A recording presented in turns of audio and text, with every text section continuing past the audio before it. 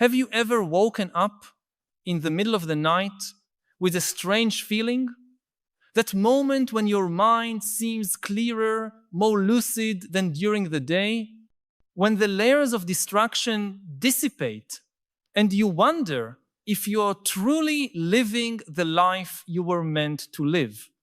It is fascinating how in these moments of sudden clarity, we simultaneously feel a deeper connection with our own existence and an unsettling discomfort, as if truly waking up had a price, as if every step toward what we call consciousness, awakening, distanced us from something that also has value. We rarely stop to consider what we lose when we gain clarity. We are so focused on what it means to be awake that we forget to honor what we leave behind in the process. There is a certain beauty in the mist, a functionality in illusion, a purpose in unconsciousness that our stubborn desire for lucidity often prevents us from appreciating. What are we really losing when we awaken? What do we sacrifice on the altar of expanded consciousness? For hundreds of thousands of years, our ancestors lived without the modern compulsion to constantly question their own lives. Paleolithic hunter-gatherers did not wake up every morning wondering whether they were fulfilled in their careers or whether their relationships met their emotional expectations. They simply lived according to the established rhythms of their communities and environments. Life had more immediate urgencies. Survival was a full-time occupation. There is something deeply integrated in this way of existing that our hyper-conscious society can no longer access. When you are fully absorbed by the immediate need to find food, to protect your group from predators, or to navigate a storm, you experience a form of presence that is not mediated by layers of reflection. It is a state of being that does not know the existential anxiety that characterizes modern consciousness. As human civilization evolved, we began creating distance between ourselves and this direct form of existence. Agriculture gave us surpluses that allowed free time, and with that free time came reflection. The great religions emerged, offering comprehensive narratives that answered the existential questions we began to ask. Who are we? Why are we here? What happens after death? These narratives provided comfort and meaning. They offered certainties in a world full of uncertainties. When you believed without doubt that there is a God who created the universe, who has a plan for your life, and who will receive you into an eternal realm after death, you experienced a form of existential security that is almost inaccessible to the modern awakened mind. It is ironic that when we speak of awakening, we often refer to an expansion of consciousness, a greater ability to perceive the complexities and contradictions of human existence. But this expansion comes at a cost. Each layer of consciousness we acquire distances us a little more from the simplicity of being, from the unquestioned acceptance of life as it presents itself. We think we are advancing, but in certain aspects, we are moving away from something fundamental. The history of humanity can be seen as a successive series of awakenings, each taking us further from the original integration with the simple flow of life. With the Enlightenment and the scientific revolution, we experienced another collective awakening. We began to question the religious narratives that had sustained our understanding of the world for millennia. We replaced the certainty of faith with the curiosity of scientific inquiry. We gained knowledge, precision, technology, and unprecedented control over our environment. But we also lost something. We lost the feeling of living in an enchanted world where rivers had spirits, where lightning was an expression of divine anger, where every event, no matter how trivial or tragic, had meaning within a broader cosmic plan. Max Weber called this the disenchantment of the world. When we explain the rainbow as light refraction, it ceases to be a bridge to the realm of the gods or a divine promise. It becomes physics, precise, explainable, but in a certain way diminished. I am not suggesting that we should reject science and return to mythical explanations of the world. Far from it.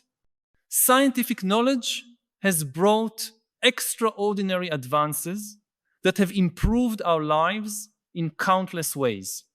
I am simply acknowledging that there is a trade-off, that each new layer of consciousness both reveals and obscures. Perhaps the most powerful example of this trade-off comes from psychology. Freud and his successors awakened us to the complexities of the human mind, to the impulses and desires that inhabit our unconscious, to the behavioral patterns we repeat without realizing it. This awakening gave us tools to better understand our motivations, to treat mental disorders, to build healthier relationships, but it also robbed us of the ability to simply be without constantly analyzing our thoughts and behaviors. Psychological self-awareness is a double-edged sword. It frees us from dysfunctional patterns, but it can also trap us in endless cycles of analysis and doubt. Think of small children who have not yet developed dense layers of reflective consciousness. They are capable of a total absorption in the present moment that many adults can only achieve in rare instances, often through practices like meditation or peak experiences. A child playing is not wondering whether they are playing correctly, whether they look ridiculous, or whether they should be doing something else. They are simply playing, completely absorbed in the experience. There is a freedom in this that we lose as we mature and awaken to the complexities and social judgments of life. Modern neurosis is in large part a product of this excess of consciousness. We are constantly observing ourselves, judging our actions against internalized standards, comparing our lives with those of others, questioning our choices. This creates a distance between us and our own experience. Instead of simply living, we are always watching ourselves live, and this internal division is a source of suffering. Philosopher Alan Watts described this as the feeling of being simultaneously the actor and the audience in our own drama, never fully immersed in the role because we are too busy evaluating our performance. The irony is that many spiritual traditions seek a different kind of awakening, one that would bring us back to a more direct and integrated form of experience. Zen Buddhism, for example, speaks of the beginner's mind, a state in which we observe the world without the distortions of our accumulated concepts, judgments, and expectations. The paradox is that this kind of awakening requires that we fall asleep to many of the layers of consciousness we consider markers of intellectual and psychological sophistication. We must unlearn to achieve this deeper clarity. However, In our contemporary society, we see an opposite trend. With every new technological advancement, with every new social media platform, with every new opportunity for consumption, we are moving even further from direct experience and entering increasingly dense layers of mediation and reflexivity.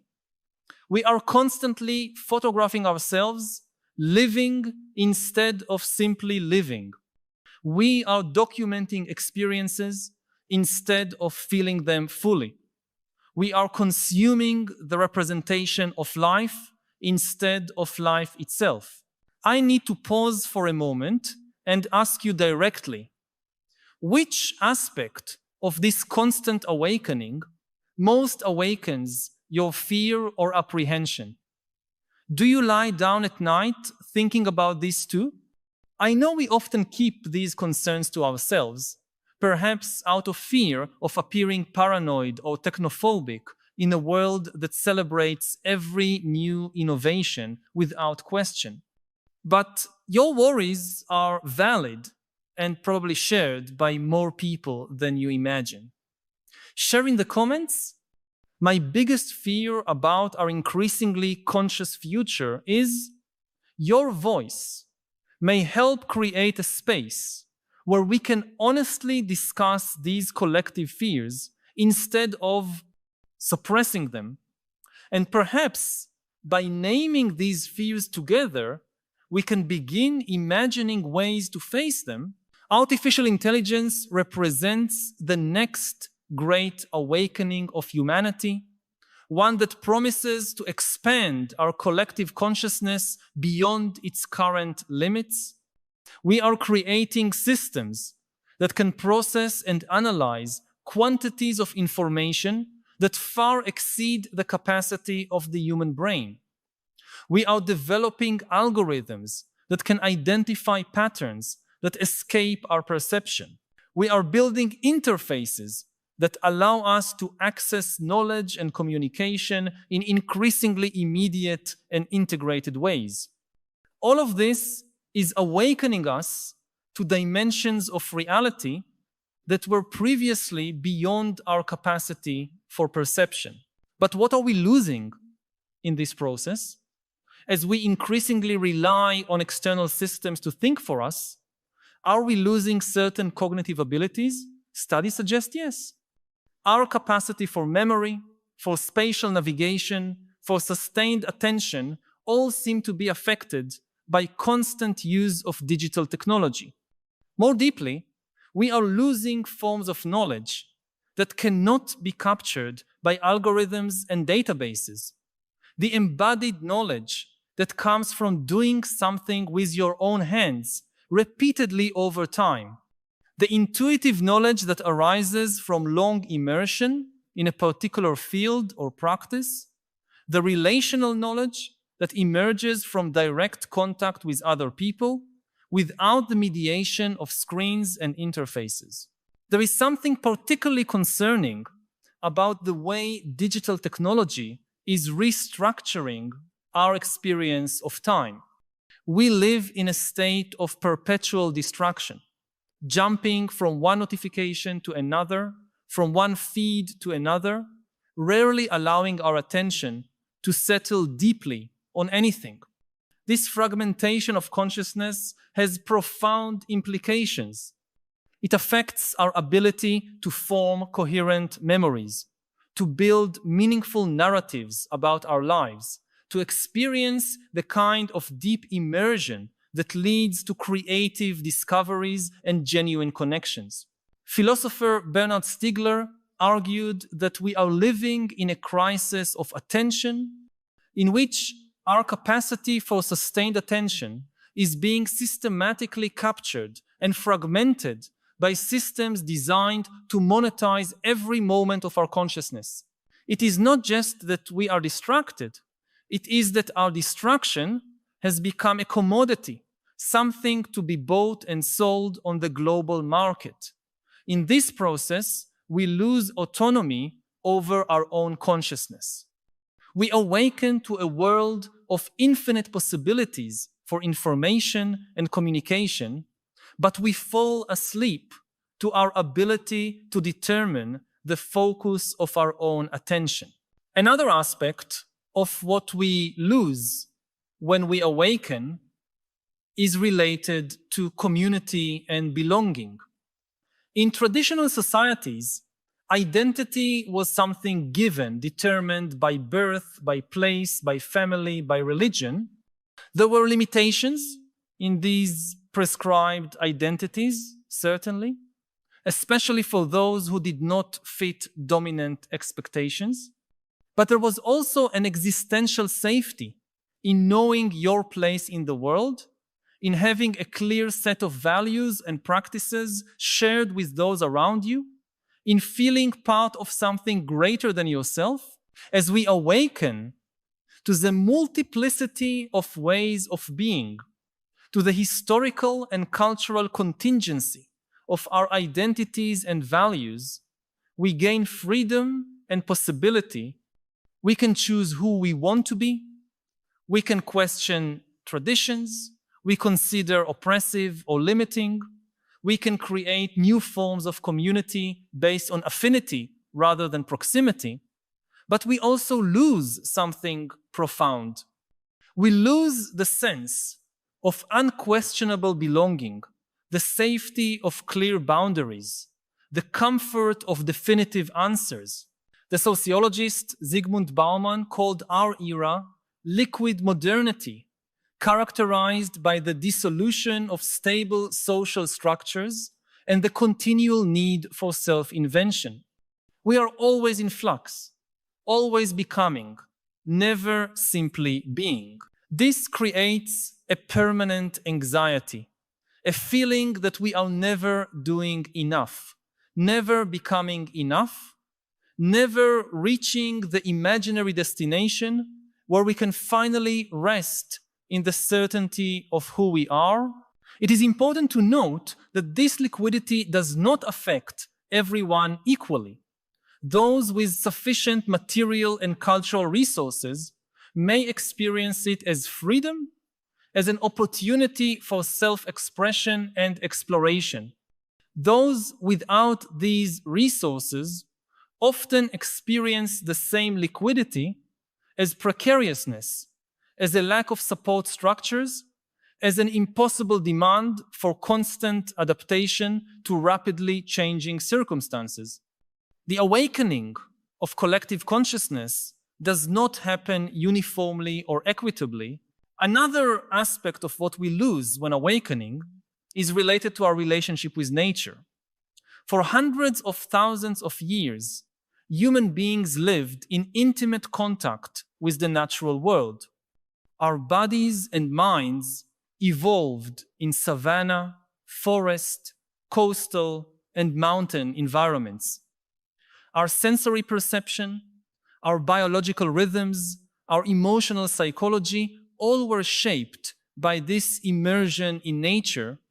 As we build increasingly elaborate artificial environments, as we mediate our experience of the world through layers of technology, we lose this direct connection with the natural systems that sustain us and of which we are part. This disconnection has obvious practical consequences, such as the climate crisis and the sixth mass extinction we are witnessing. When we do not directly experience our dependence on natural systems, it becomes easier to ignore the signs of stress in these systems. But it also has more subtle psychological and spiritual consequences. What has been called nature deficit disorder is linked to increases in mental health problems, particularly anxiety, depression, and attention deficit. There is something in the direct sensory experience of the natural world that nurtures our well-being in ways we are only beginning to understand scientifically, but that traditional cultures have always intuitively recognized. As we awaken to a sophisticated scientific understanding of the natural world, we gain extraordinary knowledge about the physical, chemical, and biological processes that sustain life. We can map genomes, model ecosystems, predict climate patterns, but we lose the direct sensory experience of being part of nature, of feeling the rhythm of the seasons in the body, of knowing a place so intimately that every subtle change is noticeable, of identifying plants and animals not by their scientific names in a book, but through repeated encounters over time. This awakening to abstract knowledge, accompanied by a falling asleep to embodied experience, is particularly evident in our relationship with food. We know more than ever about nutrition, about the biochemical components of foods, about the global supply chains that bring products to our tables. But most people in industrialized societies have little or no direct experience with growing food, with preparing meals from basic ingredients, with the seasonal rhythm of the availability of different plants and animals. We awaken to the science of nutrition, but fall asleep to the culture of food, to the embodied knowledge of how food connects humans to each other and to the earth. There is also something profound we have lost regarding death. In traditional societies, death was a constant and visible presence. People died at home, surrounded by family. Bodies were prepared for burial by loved ones. Mourning rituals were elaborate and shared. There was a familiarity with death, an acceptance of its inevitability that allowed it to be integrated into the experience of life more fully. In our modern societies, we awaken to extraordinary medical interventions that prolong life, to detailed understandings of the biological processes of death. But we fall asleep to the direct experience of death as part of life. We isolate the dying in hospitals and nursing homes. We hand over the care of the dead to professionals. We avoid talking about death, treating it as a technical failure to be indefinitely postponed, rather than a transition to be faced with dignity and meaning. This awakening to the possibility of prolonging life, accompanied by a falling asleep to the acceptance of death, creates a peculiar form of anxiety. We live longer than our ancestors on average, but often with more fear of death, with fewer cultural and spiritual resources to give meaning to our finitude. Paradoxically, this denial of death can diminish our capacity to live fully. When we try to avoid the awareness of our mortality, we may also fall asleep to the preciousness of each moment, to the urgency of living according to our deepest values, to the importance of expressing love and gratitude while we still can. One of the most disturbing aspects of what we lose when awakening is related to privacy and interiority. As our lives become increasingly digitized and connected, we awaken to unprecedented possibilities for communication and sharing. We can instantly transmit our thoughts, feelings, and experiences to global audiences. We can connect with people who share our most specific interests, no matter where they are in the world. We can document and archive every aspect of our lives, but in this process, we are losing something crucial: the protected space of privacy, where interiority can develop. The writer and philosopher Iris Murdoch spoke of the importance of the unseen work of consciousness, the internal process of reflection, contemplation, and moral development that happens out of sight of others. In the age of social media, there is constant pressure to externalize, to turn thoughts and feelings into content, to be shared and consumed. This pressure for constant externalization affects not only what we choose to share, but also what we choose to perceive and value in the first place. We begin to experience our lives through the lens of their shareability. A sunset becomes an opportunity for an Instagram photo. A moment of accomplishment becomes a LinkedIn post. An intimate reflection becomes a tweet. In this process, our attention is trained to value what can be displayed and rewarded with social approval to the detriment of what may be meaningful only internally, invisible to others. Moreover, constant surveillance, both by corporations and governments, is eroding the very possibility of privacy. Our devices track our location, our browsing habits, our purchases, our conversations. Algorithms analyze this data to predict and influence our behavior. We awaken to a world of unprecedented convenience and personalization, but fall asleep to the autonomy that comes from having a mental space that is unmonitored, unmediated, unmonetized. The paradox here is that the more transparent we become, the more our lives are recorded, archived, and analyzed, the less we know ourselves in certain fundamental ways. Self-knowledge requires privacy.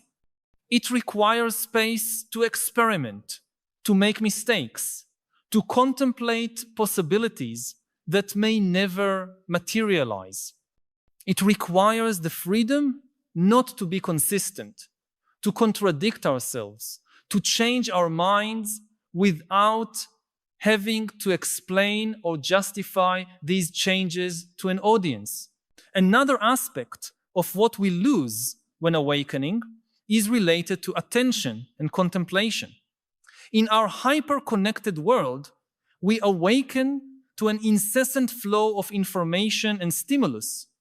We have instant access to news from around the world, to vast repositories of knowledge, to infinite entertainment options.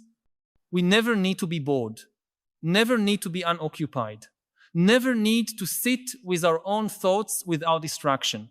But this constant external stimulation comes at a cost.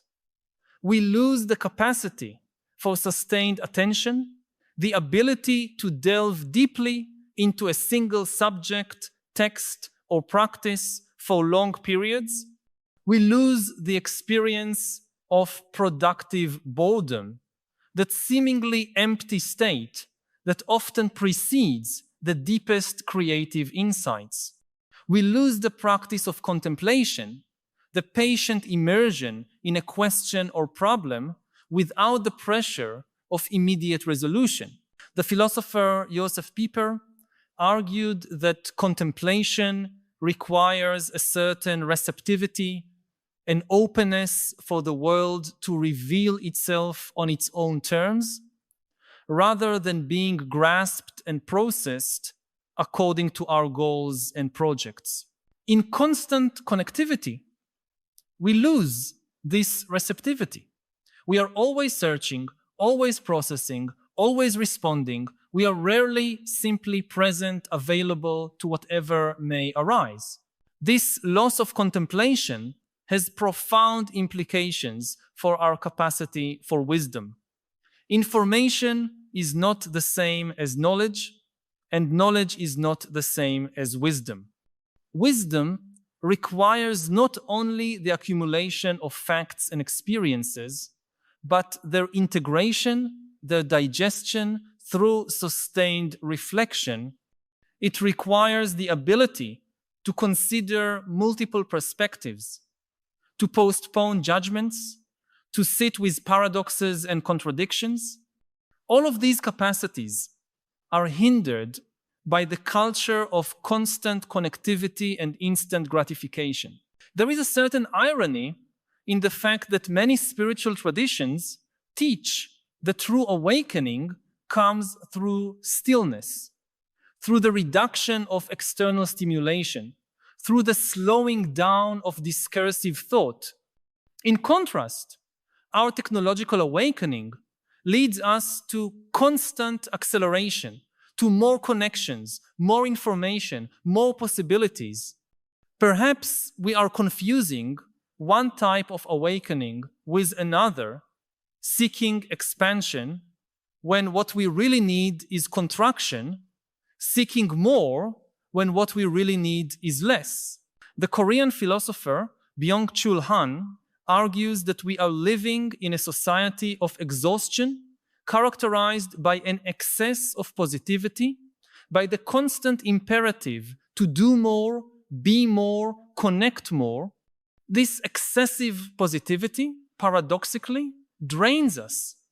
There is no room for negativity in the sense of pause, refusal, limits. There is no room for what he calls the gift of deep listening, the capacity to attend fully to what is present without immediately trying to act on it, change it, or control it. This is perhaps the central paradox of our technological awakening. The more we expand our power and reach through technology, the harder it becomes to experience the kind of attentive presence that many wisdom traditions identify as true awakening. We expand our consciousness in certain dimensions while contracting it in others. The question we face is not whether we should awaken or not. We cannot simply return to a previous state of unconsciousness, nor would it be desirable to do so. The gains in knowledge, freedom, and possibility that accompany our collective awakening are real and valuable. The question is whether we can find forms of awakening that do not require us to completely abandon what we are leaving behind. Can we cultivate sophisticated scientific knowledge while maintaining a sense of wonder and mystery before the natural world? Can we harness the power of digital technologies while preserving spaces for sustained attention and interiority? Can we embrace the freedom of self-definition while creating new forms of belonging and shared meaning? Can we be fully aware of our mortality while living with vitality and joy? I do not have definitive answers to these questions. What I suggest is that any form of awakening worth pursuing should include an awareness of what we are losing in the process. It should include a commitment to carry with us in some form the capacities and experiences that are being threatened by our new modes of consciousness. Perhaps true awakening is not simply adding more layers of knowledge, complexity, and reflexivity to our experience. Perhaps it is the ability to move fluidly between different modes of consciousness, to be fully present in each moment with all the faculties appropriate for that particular moment. There are moments that call for critical analysis and reflection. There are moments that call for technical knowledge and expertise. There are moments that call for sensory immersion and embodied presence. There are moments that call for wonder and receptivity. There are moments that call for intimate connection and vulnerability. There are moments that call for decisive action and moral clarity. To truly awaken could mean not being trapped in any one of these modes, but developing the wisdom to know which is appropriate for each situation and the flexibility to move between them with grace. It could mean integrating our different types of knowledge, honoring both analytical rationality and embodied intuition, both scientific knowledge and traditional wisdom. If we look at the great wisdom traditions of the world, many of them speak of an awakening that transcends and includes earlier levels of development. It is not simply abandoning what came before, but transforming it and integrating it into a new synthesis. Awakening is not linear, but spiral, returning to the same points at increasingly deeper levels of understanding and integration. This more integrative vision of awakening suggests that we do not need to choose between the simplicity of being and the complexity of reflection, between direct immersion in experience and the conceptual understanding of that experience. We can cultivate the capacity to inhabit both modes, to appreciate what each has to offer, to move between them according to the needs of the moment. In practice, this may mean deliberately creating spaces in our lives for different types of experience and consciousness. It may mean regular periods of digital disconnection to allow slower and more embodied forms of attention to flourish. It may mean practices that help us reconnect with the natural world, not only conceptually, but sensorially. It may mean cultivating face-to-face relationships that allow us to experience the embodied presence of other human beings. It may mean creating communities based on shared values and practices which offer a sense of belonging without requiring dogmatic conformity. It may also mean developing a more conscious relationship with our technological tools. Instead of allowing them to structure our consciousness by default, we can learn to use them with more intentionality. We can choose which capacities we want to amplify and which we want to preserve without technological mediation. We can design and select technologies that enhance our autonomy and capacity for attention rather than fragmenting them, as we move toward a future where artificial intelligence and other technologies promise to expand our collective consciousness even further. These considerations become even more important. How can we ensure that our next great awakening does not come at the expense of the human capacities we value most? How can we ensure that it expands our potential rather than diminishing it? How can we ensure that it makes us more fully human, not less? These are questions we need to face collectively through broad and inclusive conversations about the kind of future we want to create. They cannot be left solely to technical experts or market forces. They require the collective wisdom of diverse traditions and perspectives, including those that may seem outdated or irrelevant to the modern eye. If these reflections touched on something you have been feeling, but perhaps had not found words to express, know that you are not alone.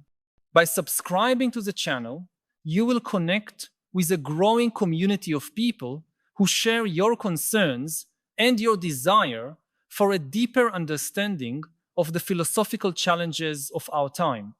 Each week, we meet here to explore together the great questions that define our era and to seek not only understanding, but also wiser ways of living amid the transformations we are witnessing. This is not just a channel, but a space for dialogue and collective growth.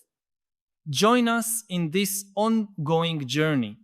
Subscribe so we can continue this essential conversation about how to live with more wisdom and purpose in a world that often leaves us disoriented and divided. The awakening I am advocating is not a rejection of modern consciousness or technology. It is not a nostalgic return to some idealized past. It is a more complete integration of different forms of knowledge and experience, a synthesis that honors both what we have gained and what we are at risk of losing. It is an awakening that recognizes that being human has always meant living with paradoxes and contradictions, that there will never be a final resolution to the tensions that define our existence. It is an awakening to complexity, to uncertainty, to the limits of knowledge, but also to the possibilities that exist precisely within those limits. It is, above all, an awakening to our interdependence, to the fact that we are part of systems much larger than ourselves, from our families and communities to planetary ecosystems and the long arcs of human history. It is an awakening to the responsibility that comes with this interdependence, to the fact that our individual and collective choices shape the future in ways we are only beginning to understand. What we lose when we awaken does not need to be lost forever. It can be transformed, integrated, carried with us in new ways. Innocence can become wisdom. Unconscious belonging can become chosen connection. Sensory immersion can become full presence. Acceptance can become commitment. True awakening is not toward separation, but toward connection, not toward judgment, but toward understanding. Not toward control, but toward creative participation in the processes of life and transformation of which we are a part. As we continue on this journey of collective awakening, may we keep alive the memory of what we leave behind, not as a burden of nostalgia, but as a reminder of the capacities and experiences that still define what it means to be human, even as we become something new.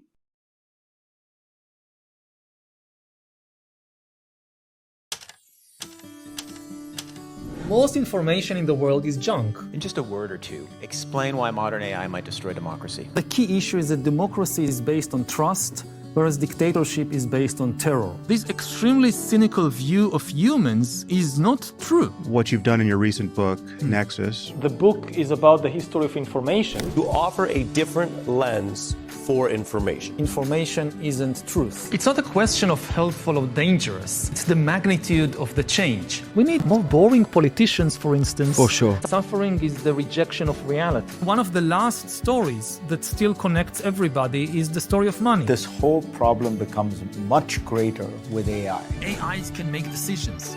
They are not just tools in our hands, they are agents creating new realities.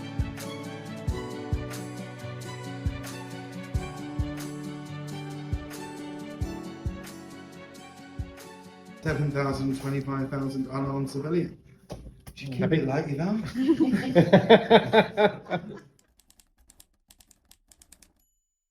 How do you get to know your own mind? I practice Vipassana meditation. When I just began practicing, I became like this missionary. Everybody must go.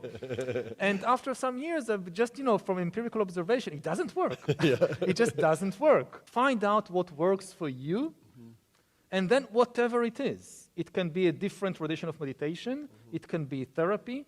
It can be art. It can be sport. It can be going to the woods for a period. Whatever works for you, and then invest in it. And it is, in many ways, the most important thing you can give yourself. The key problem about the world is not evil. It's ignorance. It's delusion.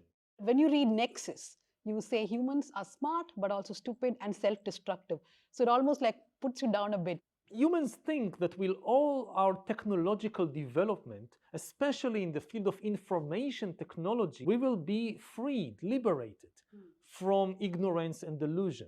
And it's not happening. In the monotheistic religions, like Christianity and Islam, there is a belief in evil. But in Hinduism and Buddhism, the main idea is that the problem is usually ignorance and delusion. People sometimes think that AI maybe will tell us the truth about the world. Again, it's unlikely to happen. The danger is that AI will entrap us, imprison us within a web of delusions even worse than anything we have seen before in history.